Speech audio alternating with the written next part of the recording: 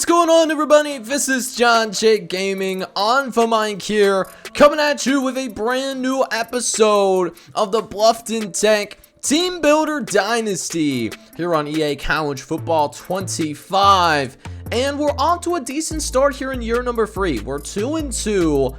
And I expected us to be here, but I didn't expect us to be here. So I expected us to at least be competitive in our non-conference games, but win our first couple of MAC games. But the exact opposite has happened. The games that maybe we aren't necessarily chalked in to win, we are able to win. But when we were a favorite, we haven't been able to have that same kind of energy. So I'm hoping that the prior team that played for games like Louisiana and played in the I-75 matchup against Toledo, I'm hoping that team shows up here today, because if that team shows up here today, we have a very good chance of beating this UMass squad. As looking at things on paper, they're a 78 overall team. We're 81s across the board. So we have a better team on paper. But here at the Tech Center, we just got to come out here and we got to act like it, man. So very excited about this game, man. Game number 5 here in season number 3. And possibly some more, depending on the results of this game.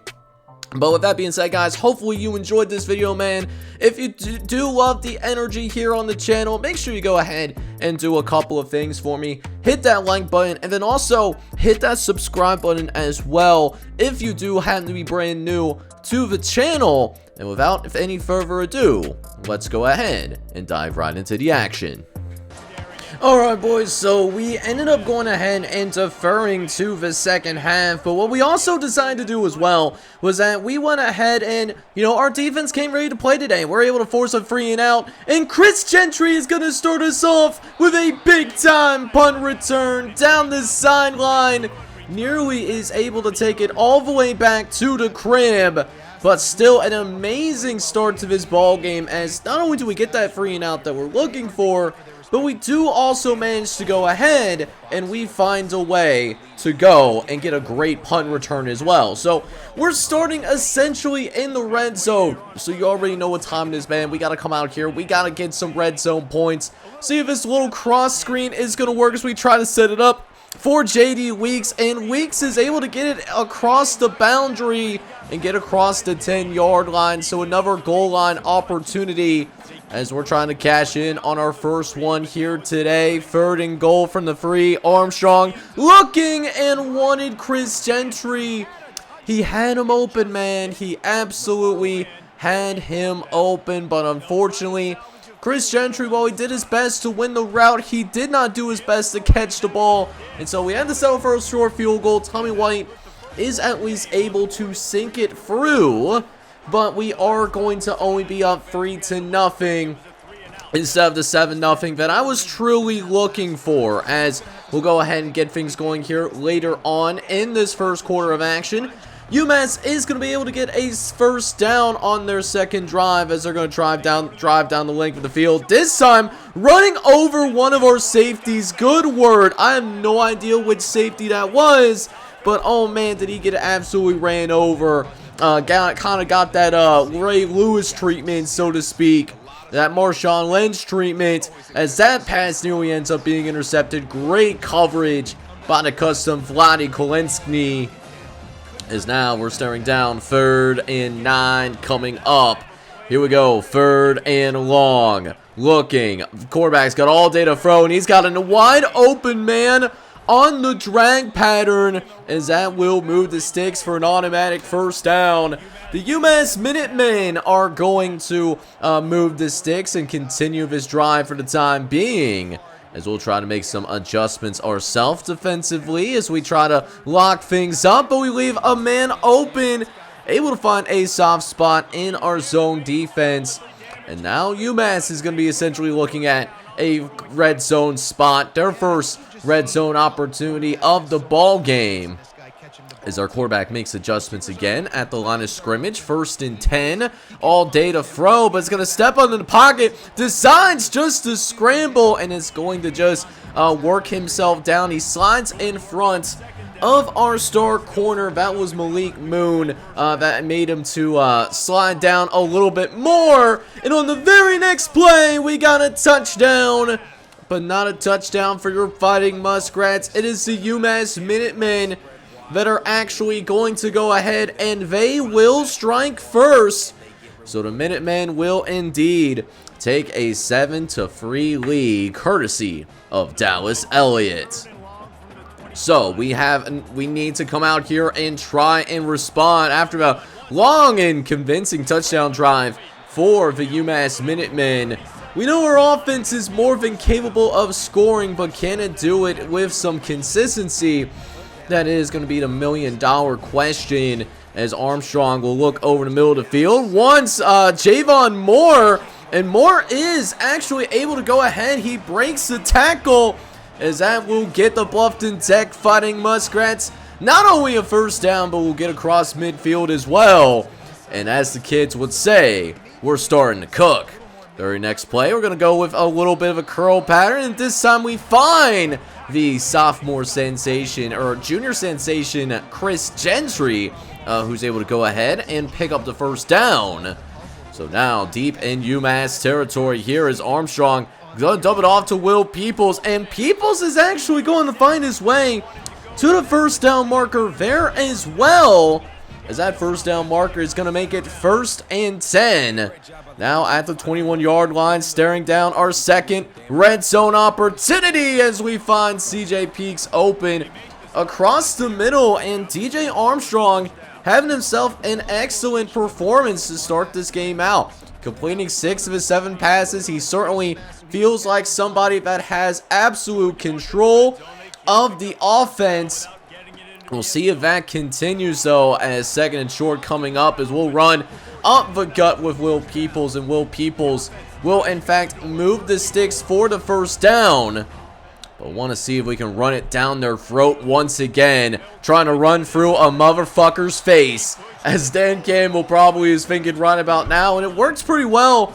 Will Peoples does get it across the 5-yard line. Only need a couple more yards in order to find the end zone. And we will with Will Peoples. Touchdown, Bluffton Tech. And the Fighting Muskrats are going to come out here, and they will retake the lead after a commanding drive of our own, as that will now allow Bluffton Tech to take the lead against UMass.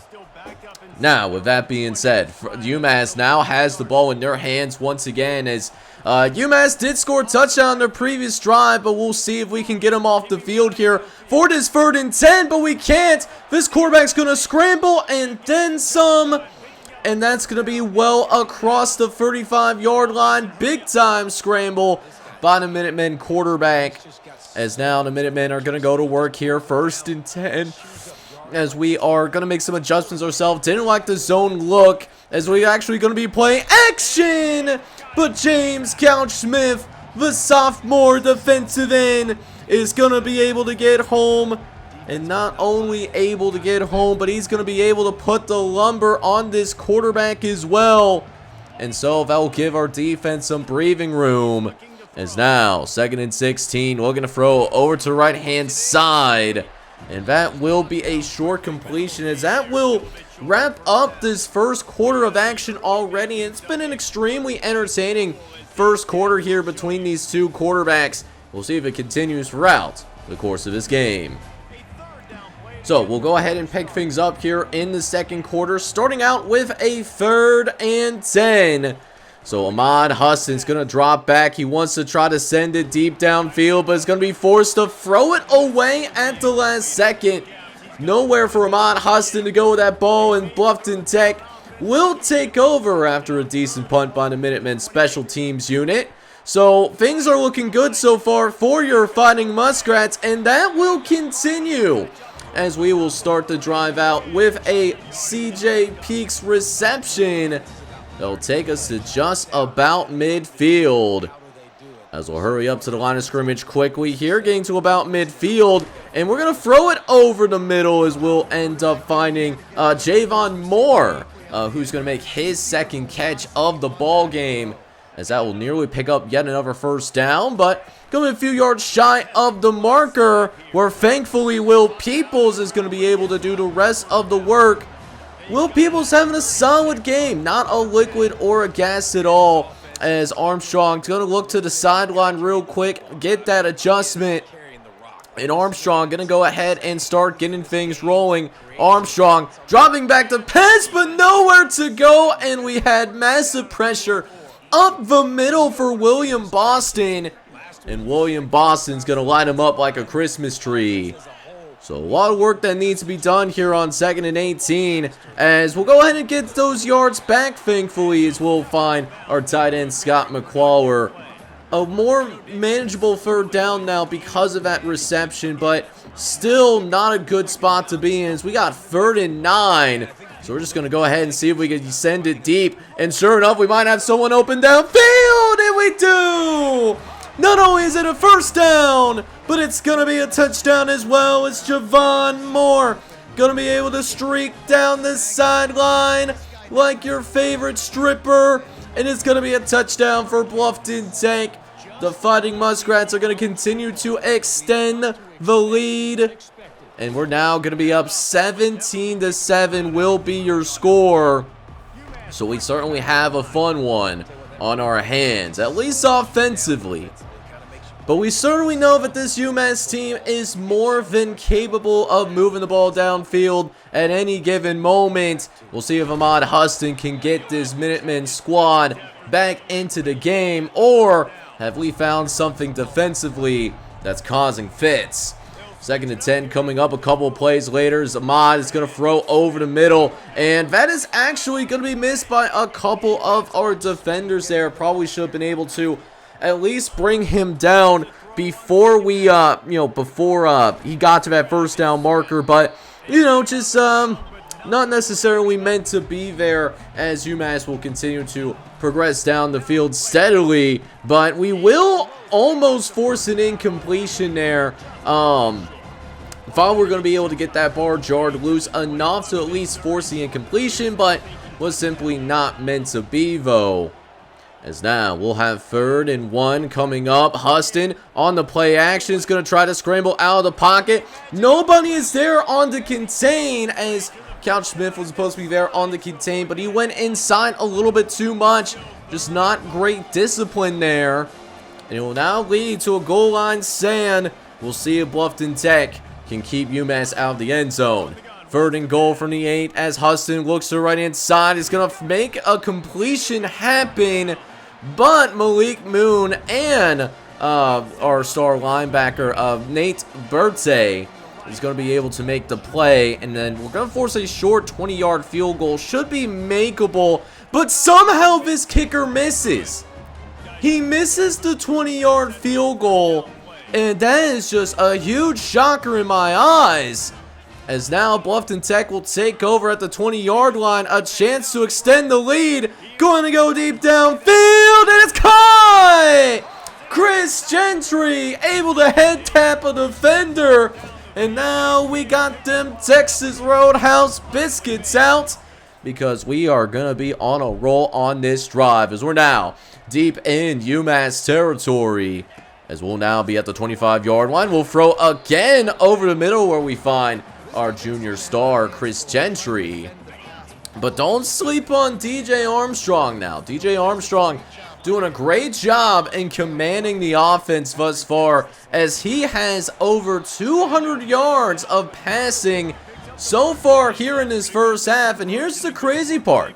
We still have a whole 2nd half that we need to play.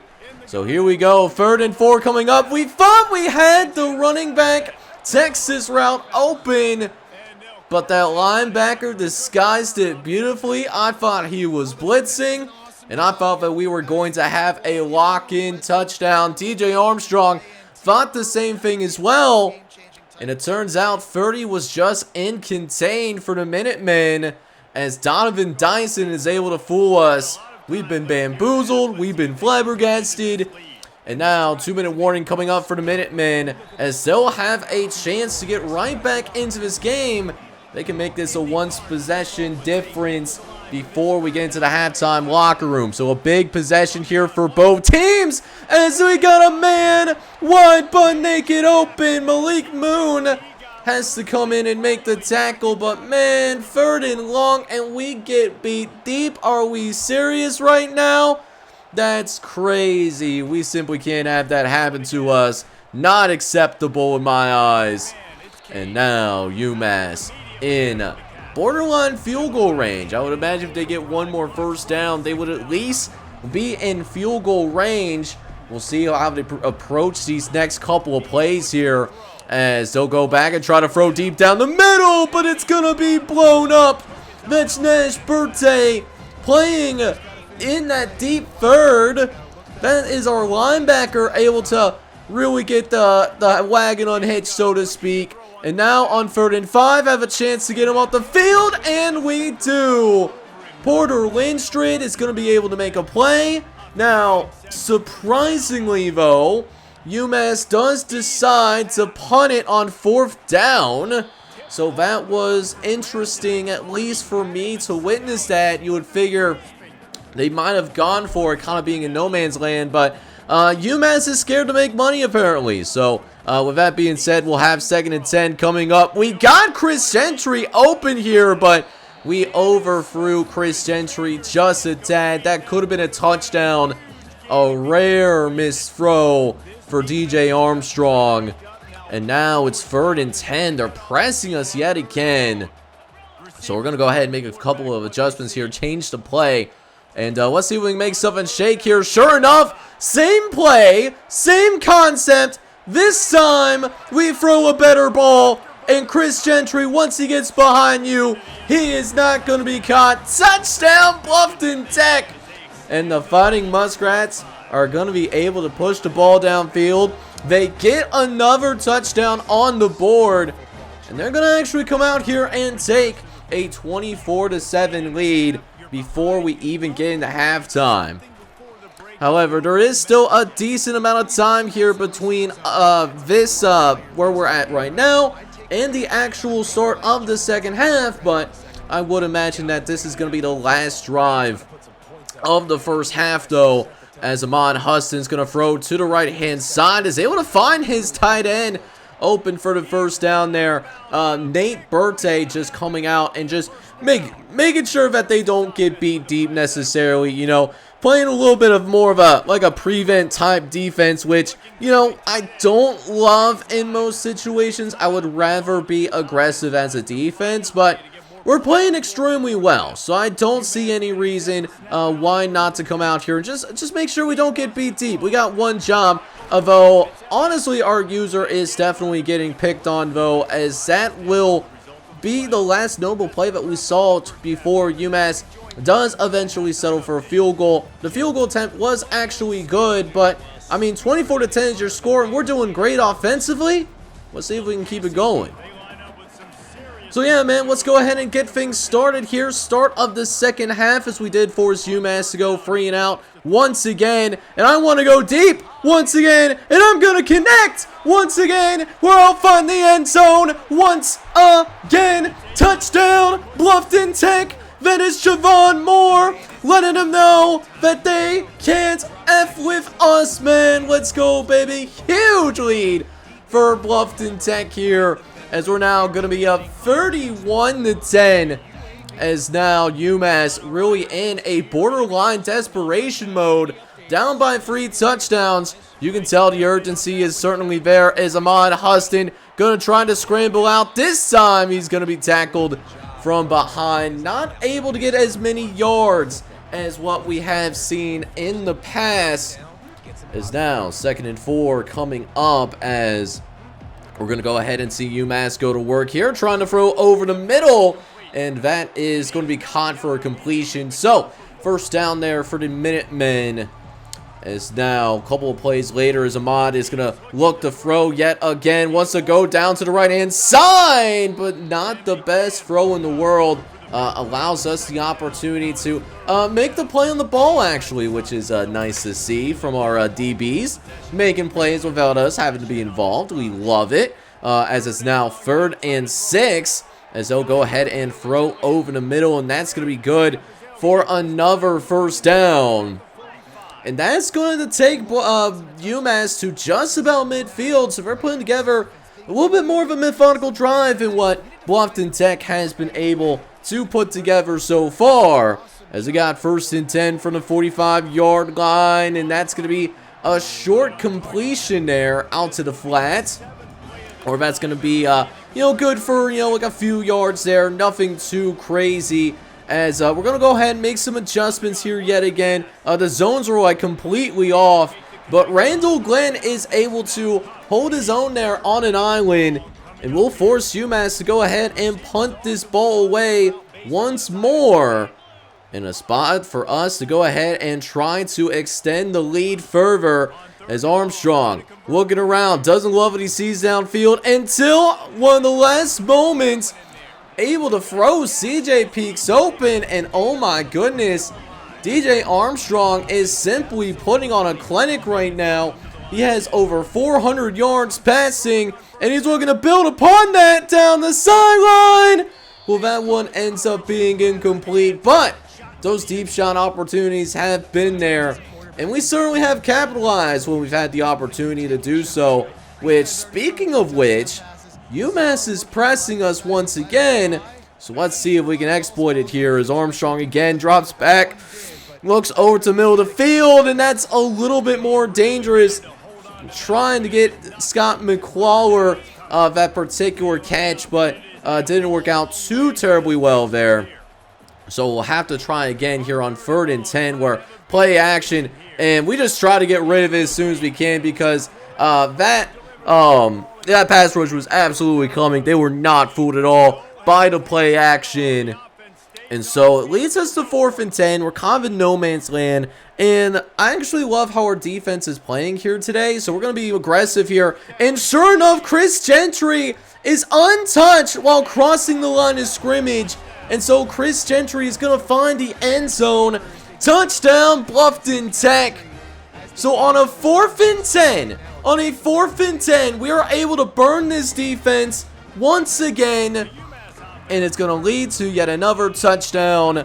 Massive lead here for Bluffton Tech right now. And surely we are doing more than enough to get our revenge. But UMass also knows a thing or two about getting big plays, as Holland trying to get down the sideline, trying to chase him down, but cannot get it done. And so UMass is able to respond with a one-hitter quitter, as UMass will find the end zone for the very first time since the very first quarter of action, might I add. And so with that being said, UMass led by Dallas Elliott, because Dallas Elliott has been really the only person offensively, besides the legs of Ahman Huston, that's maybe been able to hurt us convincingly. But hey, we still got a comfortable lead that we can work off of. We're still up by 3 possessions. We just got to make sure that we don't take our foot off the gas pedal at any particular point, as we'll go ahead and run it with Will Peoples. And Will Peoples is going to be able to move the first down marker a little bit further downfield because of that particular carry. So you do absolutely love to see it there, as Armstrong's going to go ahead and run it up. No, down the outside. Will Peoples able to find some space, and he's going to be able to get across midfield for a first down, as that will actually help Will Peoples have over 100 yards on the day. He's been having a very good performance. As now, 1st and 10 coming up, as we're going to go ahead and make some adjustments with our tight ends. Looking over the right-hand side, and we're going to find Scott McClawler. And Scott McClawler is going to go ahead and, pick up some yards, but the play is not going to even count, though, as Andrew Spanway is going to be called for a holding. So now it's 2nd and 20, and we tried to, I wanted the crosser with Naz Lilia. He's a 90-speed tight end, so I thought that would be open there, but it was actually guarded pretty well. So I had to go to the second read, but did it a little bit too late there. And we're going to shoot ourselves in the foot a little bit more there, because we are going to be called for yet another holding. This time it's the senior left tackle, Aiden Kramer. And so that's going to make it 3rd and 27. I mean, not much you could do here on a 3rd and 27 except throw it up and hope for the best. And boy, did we get the best possible results. What is going on with this UMass coaching staff? What are we actually doing here? Because this man has killed you time and time again. They are not making those adjustments at all on their sideline. And that's going to allow us to put up a 40 burger against the Minutemen. And so once again, we do find ourselves with yet another commanding lead, up by 4 possessions. But let's see if we can get a stop on defense. If we can get another stop on defense and get a few more points up on the scoreboard, then, you know, maybe that will be the time where we'll go ahead and put the backups into the game. You know, sim out to the end, all that good stuff.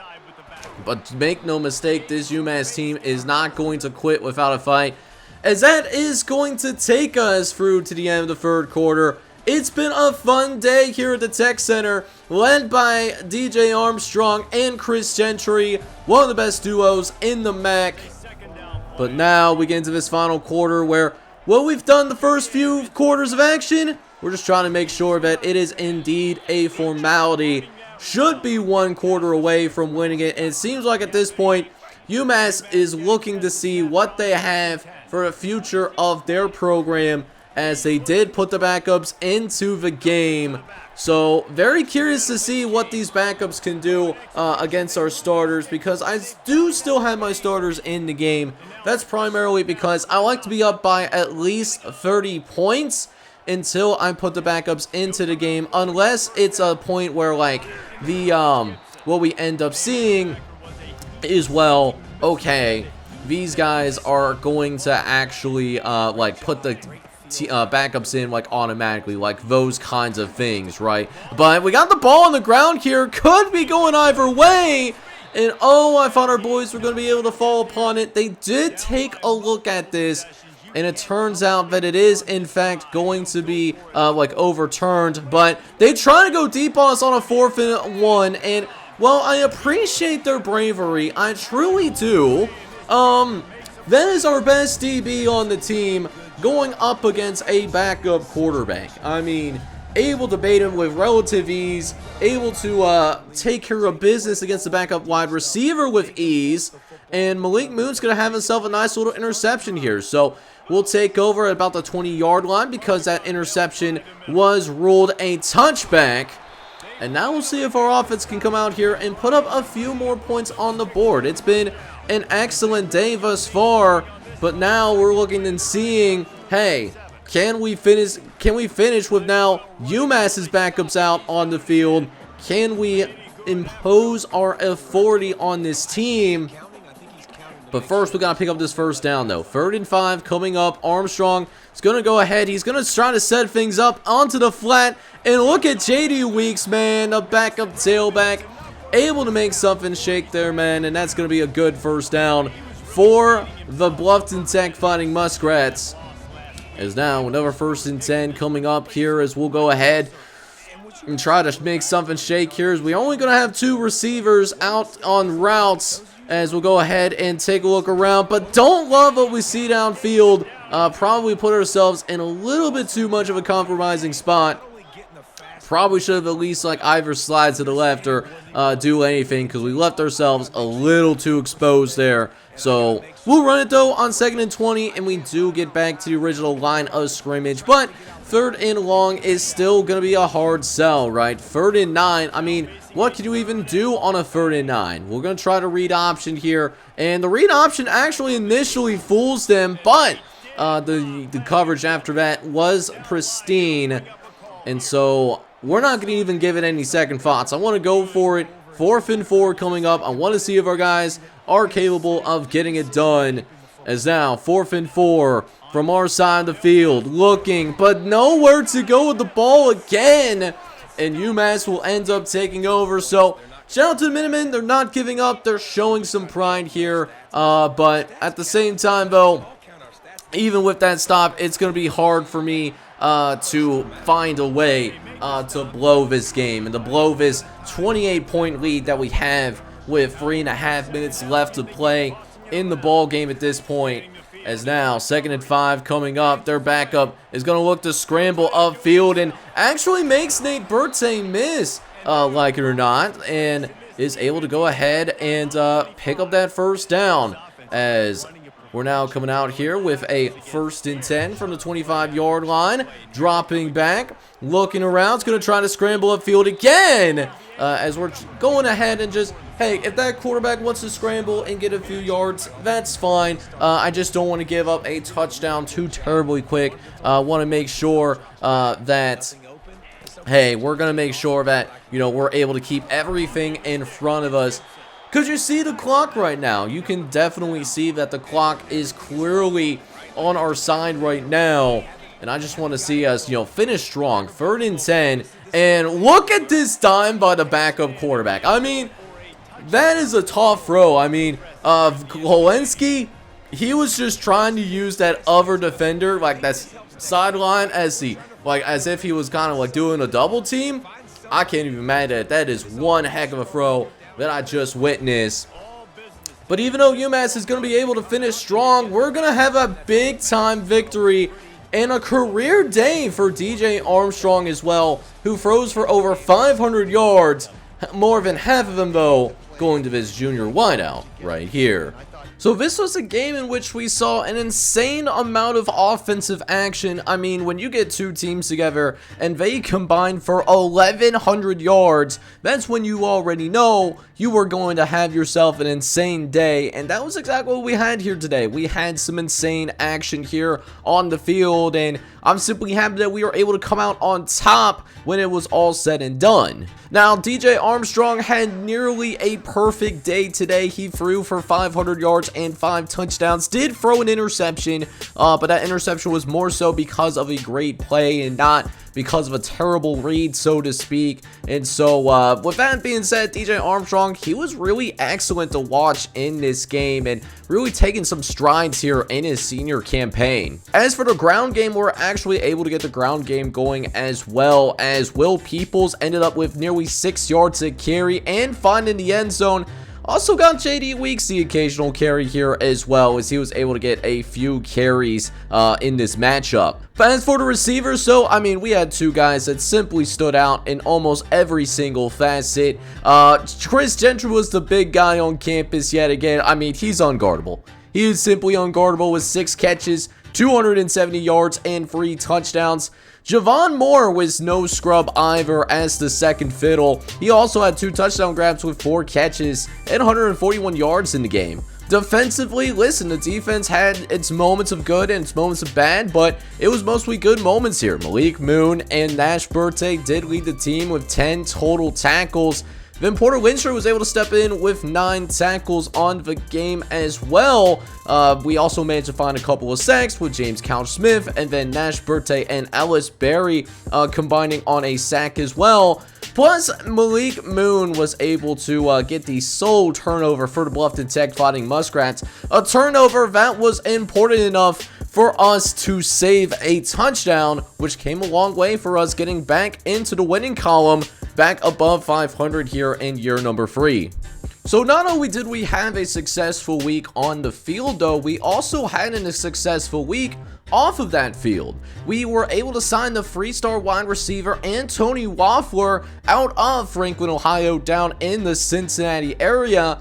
But that was not the only signing that we had there in the past game. Ezekiel Koroma from Westlake, Ohio does also sign on the dotted line. He's a right guard out of Westlake, Ohio. He signs with us. Janikel Sneed out of Sydney does end up signing as well as a strong safety. And we get a little bit of a rundown to see just generally where we are at as a program, and just taking a look at how things are shaping out on the recruiting front. Things are going extraordinarily well. We seem like we are on the verge of signing 4 more players that we might honestly see commit in the next episode. In addition to that, we also have some recognition to James Couch-Smith, the sophomore defensive end in on our team. He had 4 tackles, 3 of which were TFLs, and so he does get named Defensive Player of the Week in the MAC. But then Chris Gentry really shows out here, man. MAC Offensive Player of the Week with 270 yards and 3 touchdowns. but not the actual National Player of the Week. So I'm interested to see who ended up being the National Player of the Week. And it seems like we were just barely edged out by Greg Blanton, who ended up with a huge day against Central Michigan. He had 4 touchdowns in the game, where our guy did only end up with 3 touchdowns. But that being said, man, we are coming out here. We're 3-2, but we're able to do extremely well in non-conference play, but we're starting to run out of those non-conference games because we're really trying to get a little bit more into Maction, and we haven't won a game yet in Maction in spite of all the talent that is obviously on our squad. We've seen this throughout the season. Can we maintain that level of consistency, though? We'll find that out in the next episode, as we will take on the winless Miami Redhawks. We'll see if we can keep them winless in the next episode. But with that being said, guys, this is John Shake Gaming on the mic, signing off. But hoping you guys are all out there having a good one. Take care, everybody.